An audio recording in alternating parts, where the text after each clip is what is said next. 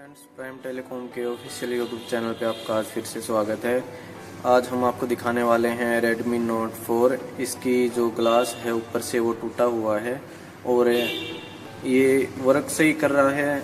जो ग्लास है वो ही सिर्फ टूटा हुआ है। मैं आपको दिखा देता हूँ एक बार। देखिए, जैसे कि आप देख रहे हैं तो ये इसकी जो टच है पूरी वो वर्क कर रही है, लेकिन ये जो है यहाँ से टूटा हुआ है। जैसे कि आपको दिखाई दे रहा होगा पूरे का पूरा ये टूटा हुआ है। तो आज हम इसको चेंज करेंगे। तो चलिए शुरू करते हैं। ओके फ्रेंड्स, इस पूरी वीडियो को देखें, लाइक करें, शेयर करें और सब्सक्राइब करें सर चैनल को। ओके फ्रेंड्स, तो लेट्स स्टार्ट।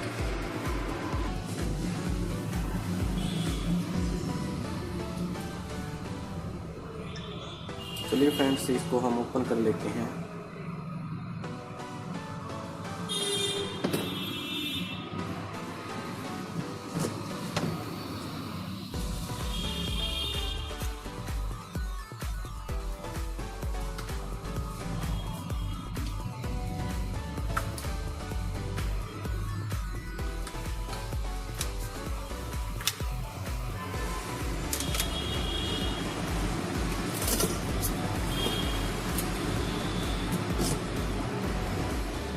सबसे पहले हम इसकी बैटरी को हटाएंगे और इसके स्क्रूज हैं उनको निकाल लेंगे।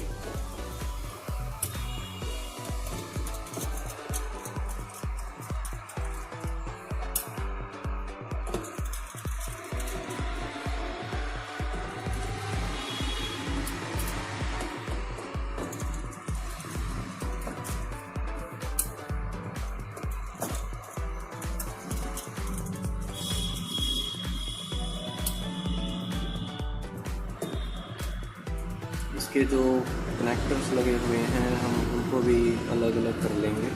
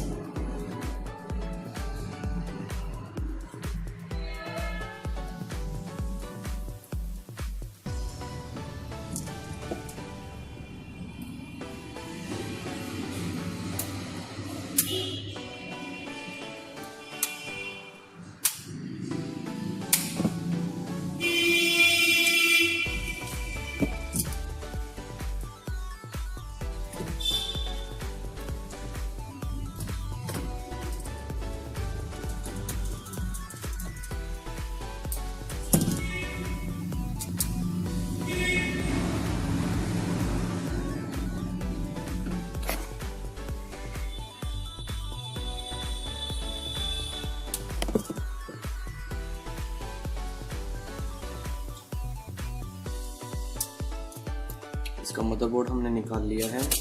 अब इसमें जो बैटरी लगी हुई है उसको भी हमें निकालना पड़ेगा। चलिए आपको बैटरी निकाल लिया। बैटरी में नीचे जो इसमें चिपकाने के लिए लगा होता है जो केमिकल है इसको हम निकाल लेंगे और फिर इस बैटरी को भी आराम से निकाल लेंगे। इसके लिए हमें इसको थोड़ा सा गर्म भी करना पड़ेगा। तो चलिए आपको आगे की प्रोसेस दिखाता हूँ।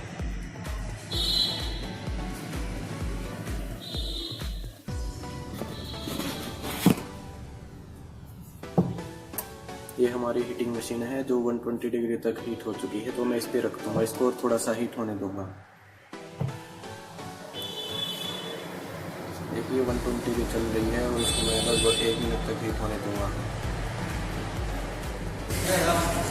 तो चलिए इसको हम एक बार बैटरी को उतार लेते हैं। बैटरी है गर्म हो चुकी है, मैं आपको उसकी आगे प्रोसेस दिखाता हूँ।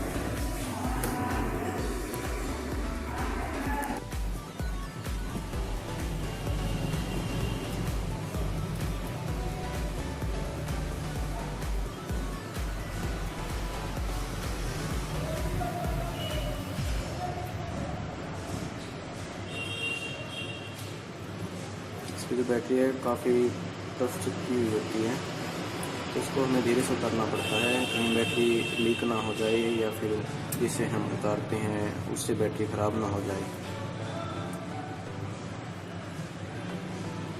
साथ ही इसमें इस बात का भी हमें ध्यान रखना पड़ता है कि इसमें हम कोई केमिकल नहीं डाल सकते हैं, क्योंकि अगर केमिकल जो है आपकी एलसीडी के अंदर चला गया तो वो सारी एलसीडी को ख़राब कर देगा।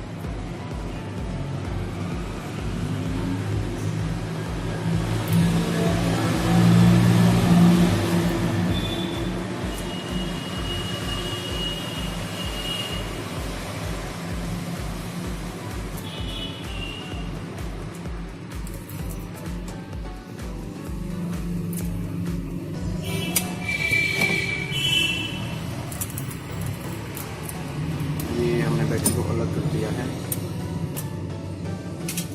अब हम जो इसकी टूटी हुई टच है या आप इसे ग्लास भी कह सकते हैं, इसको हम अलग करेंगे।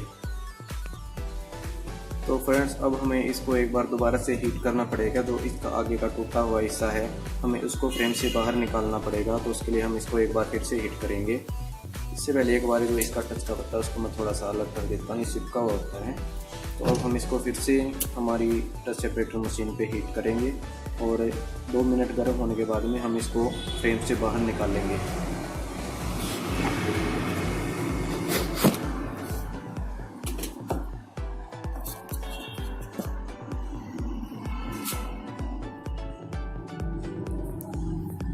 मैंने इस पे रख दिया है। अब इसको मैं 2 मिनट तक गर्म होने देता हूँ और उसके बाद हम इसका जो फोल्डर है टूटा हुआ है ऊपर से, उसको हम इसके फ्रेम से बाहर निकाल लेंगे। तो फ्रेंड्स हमारी जो टच एलसीडी फोल्डर रखा हुआ गर्म हो चुका है, तो एक बार हम इसको अलग अलग कर लेते हैं।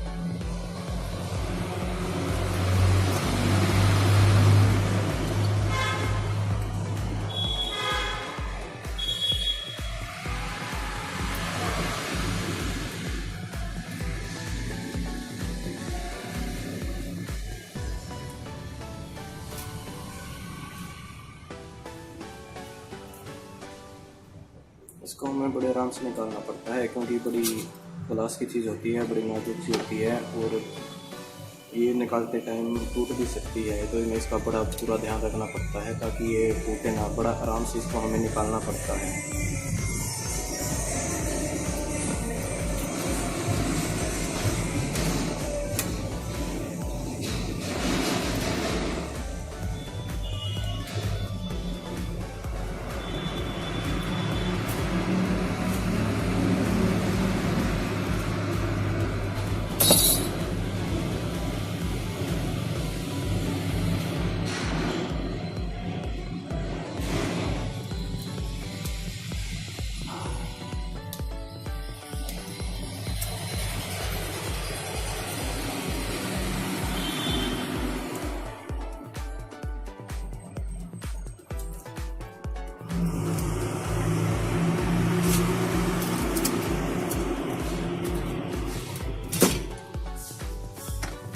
हमने इसे फ्रेम से बाहर कर लिया है। अब हम इसको एक बार चेक करेंगे कि ये ओके है कंडीशन में या फिर टूट गई है। तो इसलिए हम एक बार इसको ऑन करके चेक कर लेंगे।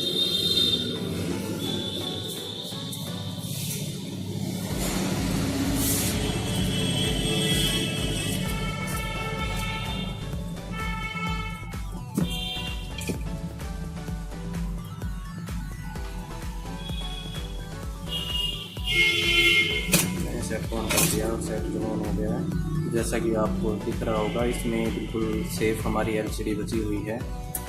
एमआई का लोगो आपको इसमें दिख गया होगा। वो एक बार इसको पूरा ऑन होने देता हूँ, फिर आपको दिखाता हूँ। उसके बाद हम इसको अलग अलग करेंगे और इसका जो कंप्लीट फोल्डर है वो बनाएंगे।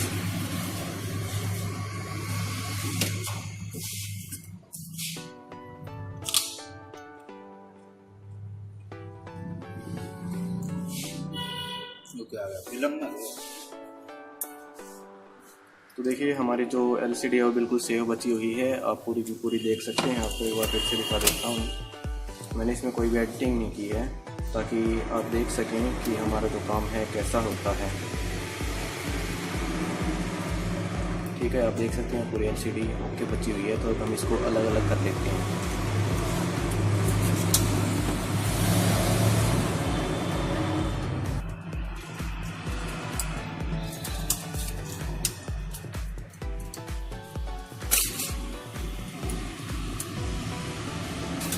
चलिए एक बार फिर से हम मशीन पे चलेंगे और हमें इसको हीट करना पड़ेगा, ताकि इसको हम अलग अलग कर सकें। इससे पहले एक बार जो इसके साइड में जो इसमें ग्लू लगी हुई होती है, हमें उसको भी हटाना पड़ता है। तो हम उसको एक बार साफ़ कर लेते हैं।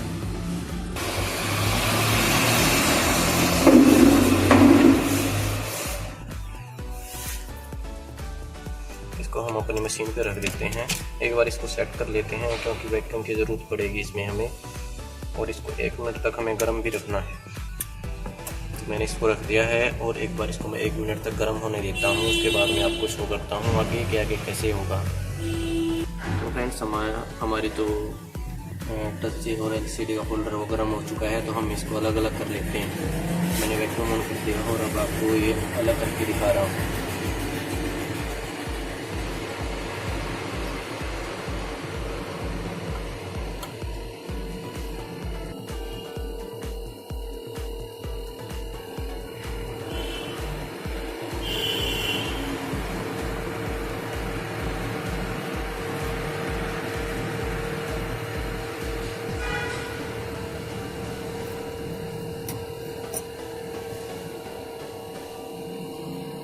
मैंने इसको अलग अलग कर दिया है। ये हमारी एलसीडी है और हम इसको अब इसके ऊपर ये नई वाली जो टच है ये इसके ऊपर हम लगा के आपको बना के दिखाएंगे। चलिए एक बार इसको लगाने से पहले हम चेक कर लेते हैं कि इसकी वर्किंग है जो वो प्रॉपर है या नहीं है। वर्किंग प्रॉपर होनी भी ज़रूरी है। उससे पहले एक बार हम इसकी जो ग्लू हमने हमारी उसको एक बार साफ़ कर लेते हैं।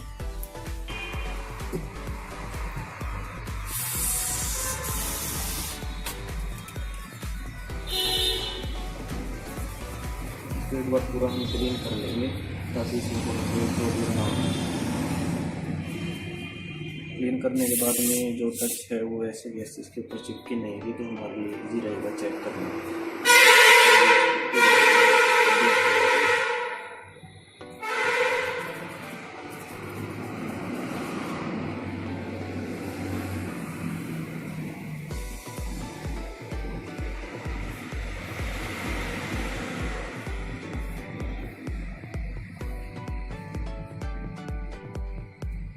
मैंने इसको साफ़ कर दिया है और कोई आपको चेक करके दिखा देता हूँ।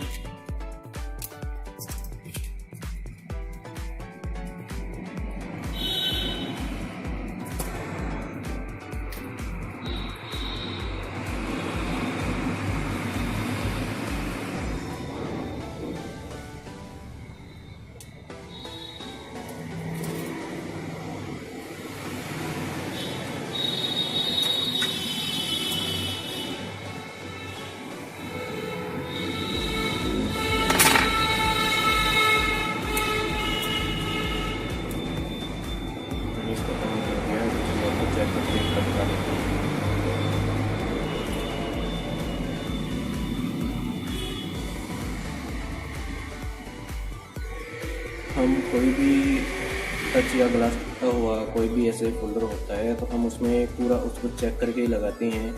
हम ये नहीं करते कि ऐसे कैसे आया और लगा दिया। हम एक बार उसको पूरी तरीके से चेक करते हैं ताकि कस्टमर को इसमें कोई प्रॉब्लम ना आए, बार बार चक्कर ना काटने पड़े उसको। तो इसलिए हम इस बात का पूरा ध्यान रखते हैं कि जो भी हम इसके अंदर चीज़ लगाते हैं उसको हम पूरा चेक करें।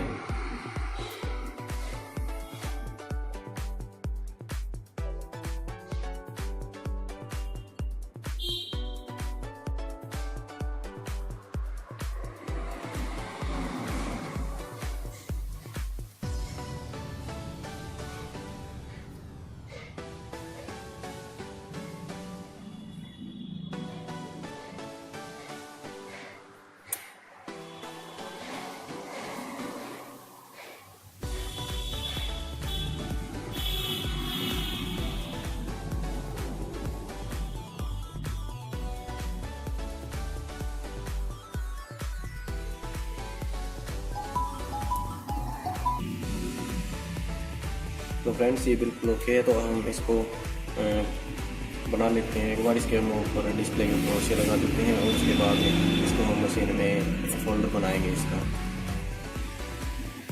तो ये हमारे पास इसके लिए ओसी है, ये हम इसके ऊपर लगाएंगे। उससे पहले एक बार इसको हम दोबारा से क्लीन कर लेंगे। जो धूल मिट्टी डस्ट इसके ऊपर लगी है उसको एक बार अच्छे से क्लीन कर लेंगे।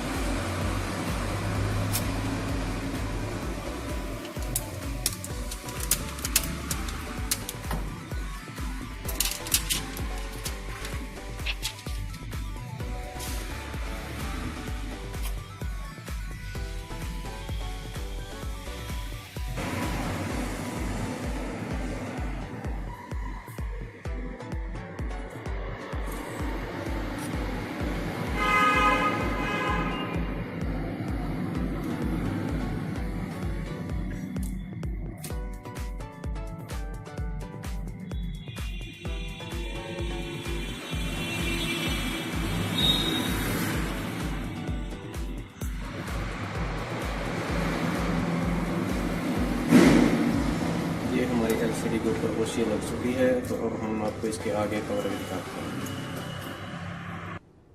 तो दोस्तों मैंने इसका ओसी उतार दिया। अब इसके ऊपर हम टच लगाने वाले हैं।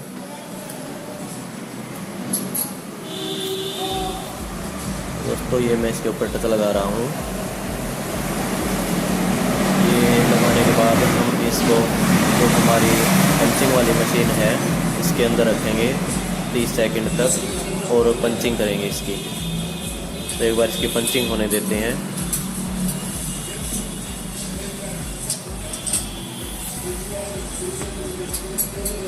तो जैसा कि आप देख रहे हैं मैंने इसमें रख दिया है, मशीन को स्टार्ट कर दिया है। अब इसमें पंचिंग होगी।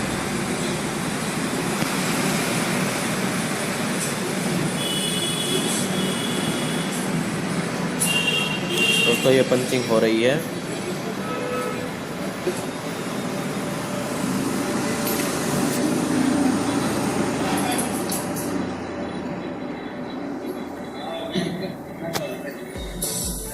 तो दोस्तों हमारी जो पंचिंग है वो हो चुकी है। अब हम अपनी जो स्क्रीन और टच है इसको बाहर निकालेंगे।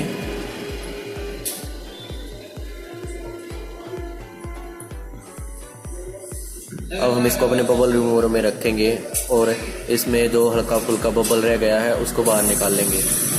तो मैंने अब मशीन को ऑन कर दिया है। इसमें अब 2 मिनट का समय हो चुका है। तो चलिए एक बार निकाल के देखते हैं कि हमारा फोल्डर है वो बबल रिमूव उसका हो चुका है या नहीं। मोस्टली सबका रिमूव हो ही जाता है। चलिए देखते हैं। तो दोस्तों देखिए, इसका जो भी इसमें बबल थे वो सारे रिमूव हो चुके हैं बिल्कुल। तो चलिए इसकी पेस्टिंग कर देते हैं। तो दोस्तों मैं इस पर ग्लू लगाने लग रहा हूँ। इसके बाद हम इसमें इसके फोल्डर की पेस्टिंग कर देंगे।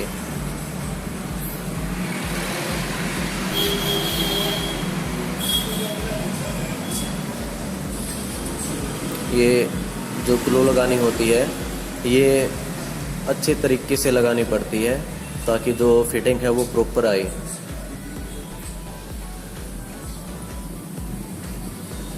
चलिए मैंने ग्लू लगा दी है।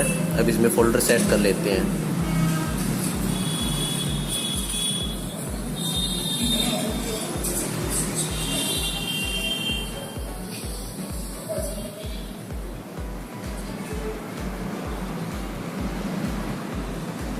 ये मैंने इसमें फोल्डर सेट कर दिया है। अब इसका जो मदरबोर्ड है और जो अदर कंपोनेंट्स हैं हम वो लगाएंगे।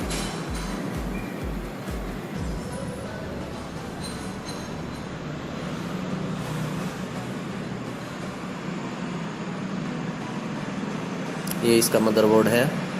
अब हम इसको इसके अंदर सेट करेंगे।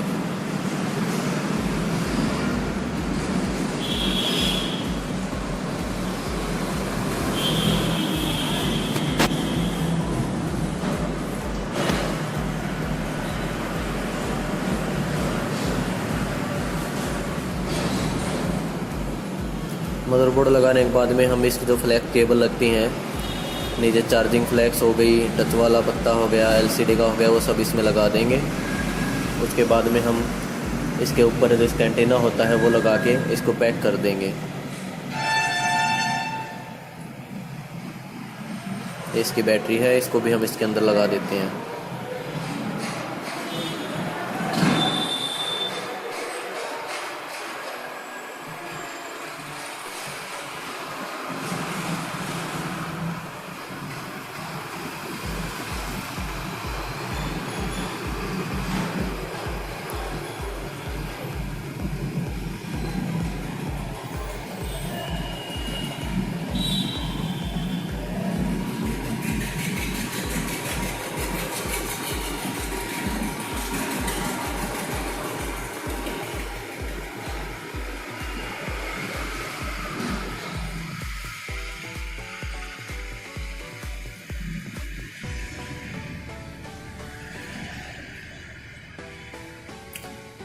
दोस्तों इसको पैक करूं तब तक मैं आपको बता देता हूं, हमारे यहाँ प्राइम टेलीकॉम पर आप अपने किसी भी फ़ोन को ठीक करवा सकते हैं।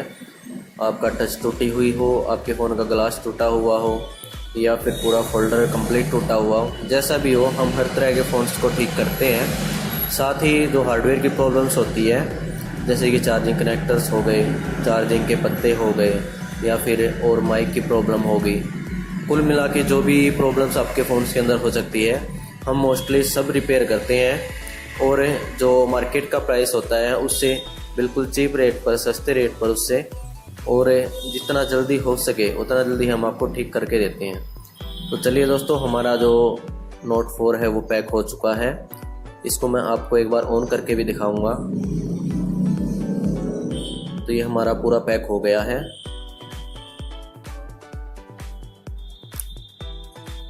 ये हम इसके अंदर इसकी जो सिम थी वो डाल देते हैं और अब इसको ऑन करके देखेंगे। तो दोस्तों इस वीडियो को आप लाइक करें, शेयर करें, साथ ही हमारे प्राइम टेलीकॉम चैनल को सब्सक्राइब करें। मैं आपके लिए ऐसी वीडियो हर रोज़ लेके आता हूँ। तो दोस्तों वीडियो देखने के लिए आपका बहुत बहुत thank you. Please like, share and subscribe our channel.